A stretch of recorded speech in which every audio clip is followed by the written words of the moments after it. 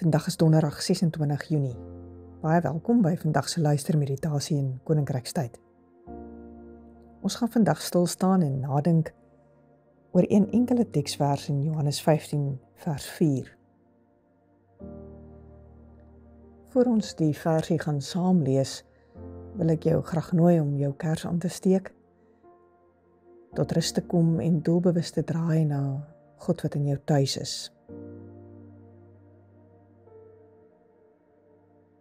Al 'n paar keer lekker diep asem. En met elke asemteug weet dat God in jou leef. En wanneer jy uitblaas, gee die gedagtes, emosies en dinge wat voorop by jou is, wat jou dalk juis weerhou om Christus in jou te ervaar, gee dit vir die Here.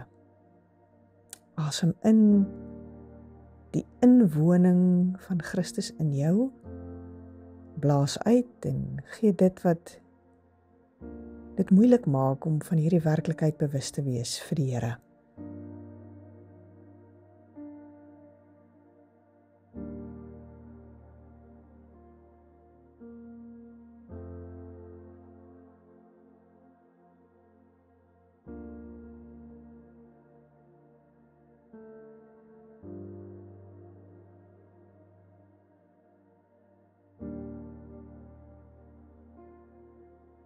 Here, U is in my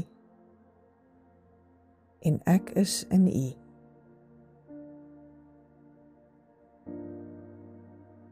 Amen.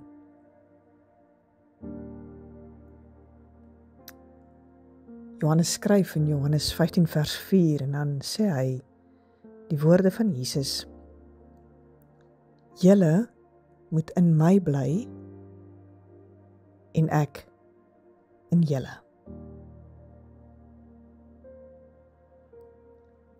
Die woordjie in, soos wat Jesus dit gebruik hier in die Johannes Evangelie, dink ek is van groot waarde vir ons. Die woordjie in vra 'n nabye, intieme, persoonlike verhouding tussen Jesus, die ware wingerdstok, en ons, die lote.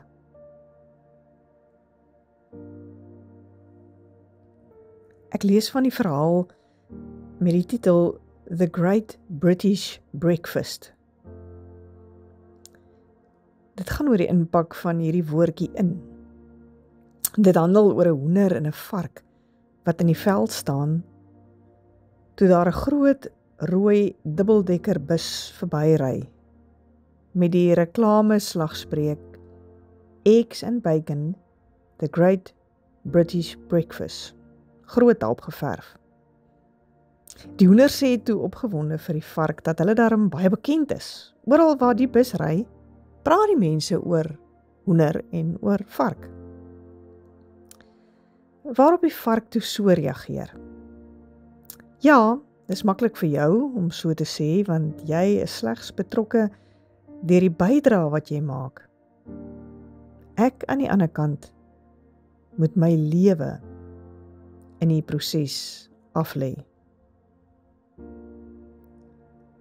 The difference between involvement and commitment is like ham and eggs. The chicken is involved. The pig is committed. Daarom dink ek, kom die vraag ook na ons toe. In ons verhouding met God, die ware wingerdstok, is die vraag: is my verhouding met God een van betrokkenheid of een van toewyding? Is ek as ware 'n waarnemer van die gebeure, of is ek 'n deelnemer in Christus? Kan ek jou nooi om vir 'n oomblik hieroor na te dink? Is jou lewe as kind van die Here een van waarneming, van betrokkenheid of een van toewyding, deelname? Dink bidtend saam met die Here hieroor na.